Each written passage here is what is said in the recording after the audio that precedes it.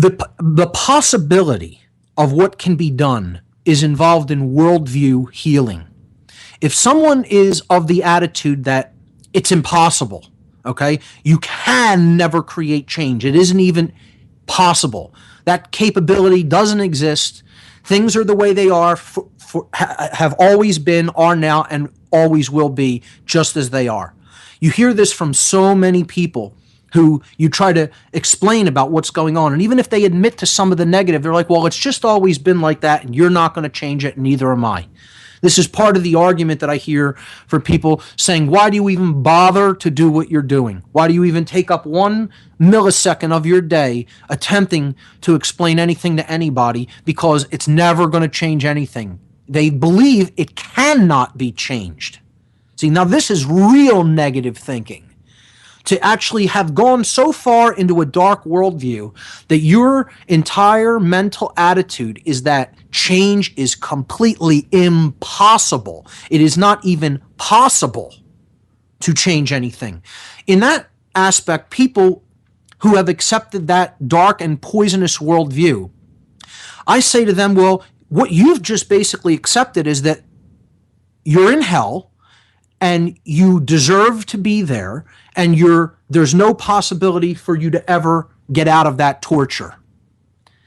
And they're okay with that usually. They usually don't even offer an argument to that, because ultimately the same kind of person who is in this negative, poisoned worldview that believes that change is impossible is the same kind of person who ultimately hates themselves and is in a state of extreme self-loathing, and somewhere in their subconscious mind they feel they deserve what they have. They feel they deserve the enslavement that they have and should continue to experience it. And an even darker part of their worldview is they actually believe and have accepted deep in their subconscious is that so should everybody else continue to experience this suffering. Just because they are in a self-loathing worldview, they not only hate themselves, they ultimately deep down inside have no love for anyone. Because if you don't love yourself, you can't display love for anyone else. So this extreme negative thinking about change being impossible is what I'm talking about overcoming. It isn't to say that change won't be extremely difficult to achieve. If I said that, I wouldn't be a realist. Okay, from where we're at, it's a long shot, folks. From where we're at in the practically 100% total attachment to illusions and deception and lies, which people have wholeheartedly accepted as reality, as their reality, and believe that that is how it must be. Don't think that this is going to be an easy ride to create real change, because it's not. It's going to be a war, and nothing short of warfare in the spiritual and mental domains, and possibly the physical domain.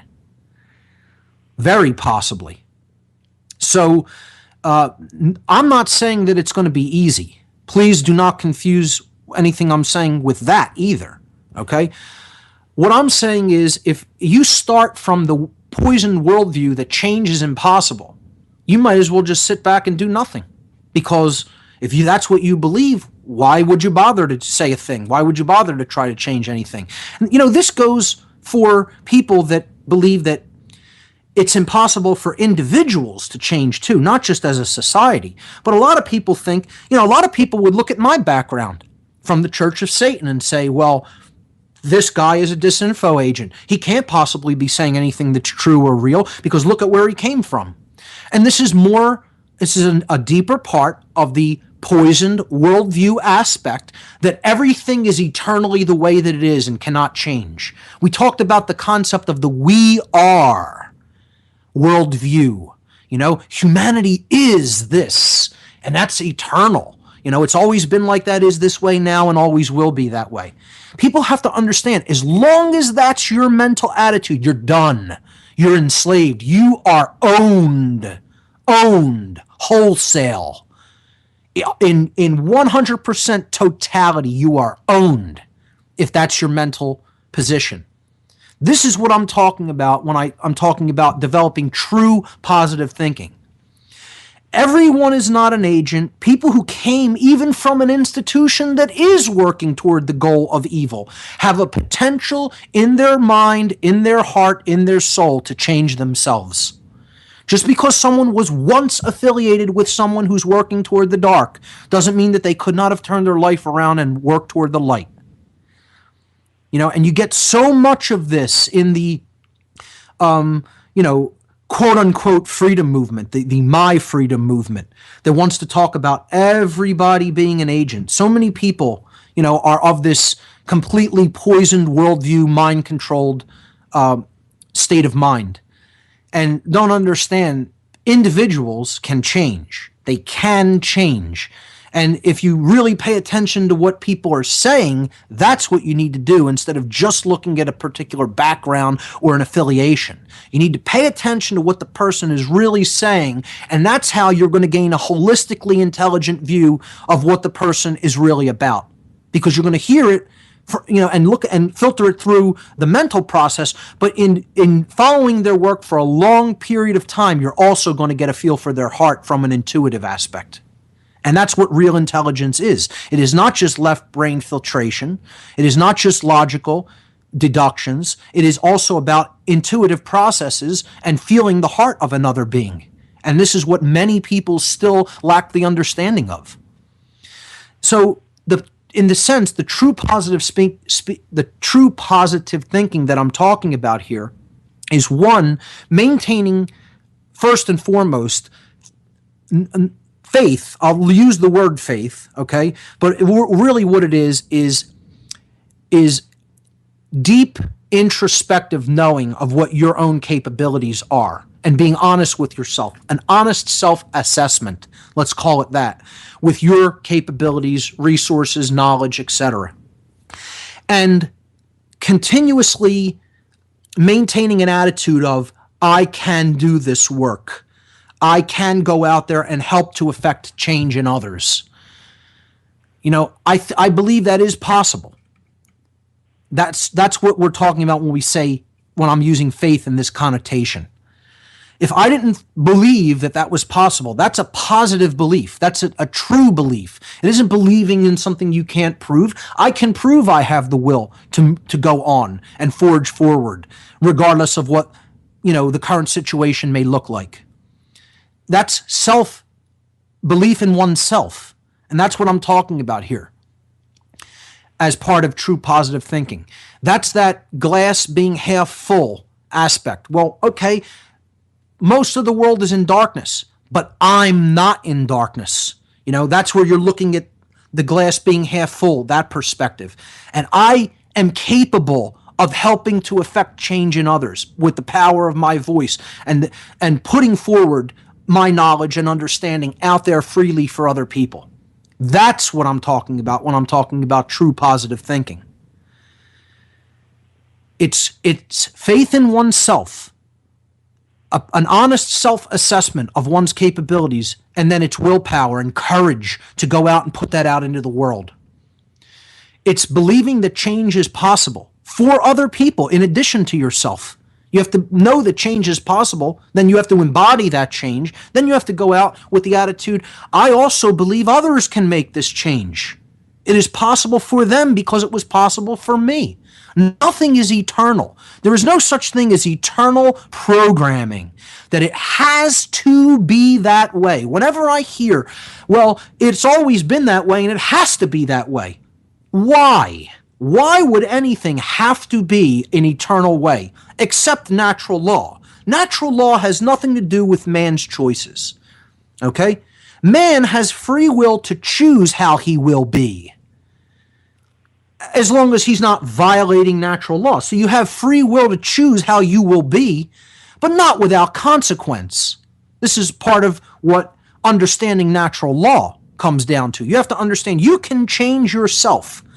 What you can't choose through your free will is to attempt to break natural law without consequence. There's going to be consequences if that's what you want to turn your free will toward doing. Oh, sure, you can go and do it, but again, not without consequence. Okay? There's always going to be repercussions for breaking natural law. When I'm talking about creating positive change, You have to know that it is possible to do, that nothing is eternally a certain way, that it happens to only be the current condition.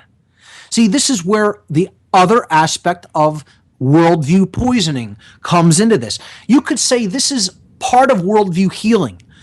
It's part of the process of worldview healing. It's what you're going to use once you have begun to heal the worldview. You're going to use this solution of maintaining this positive mental attitude to continue the work that you're doing. If I didn't have any part of this, if I didn't know any part of it, I say I need improvement in this regard. But at the same time, if I didn't have any part of this working for myself, I probably would have given up with encountering all the problems over the last couple of weeks that I've had, because it's been rough, okay? And I'm tired, okay? And it takes effort and willpower to keep wanting to go on. The energy level that I'm at working with right now is definitely at a low. But that doesn't mean I'm going to just say, oh, screw it, I'm not going to do it. I'm going to continue to use whatever's there as long as I'm drawing breath. And again, that's what will is all about. That's what care is all about. So what I'm saying here is part of this is, regardless of what the outcome may look like it's going to be, never give up. Refuse to disengage the will. Once the will is disengaged, you're done. So part of this worldview healing is looking at the potential for others to change and realizing that that's possible, that there's no such thing as an eternal way that something must be. There's only current conditions.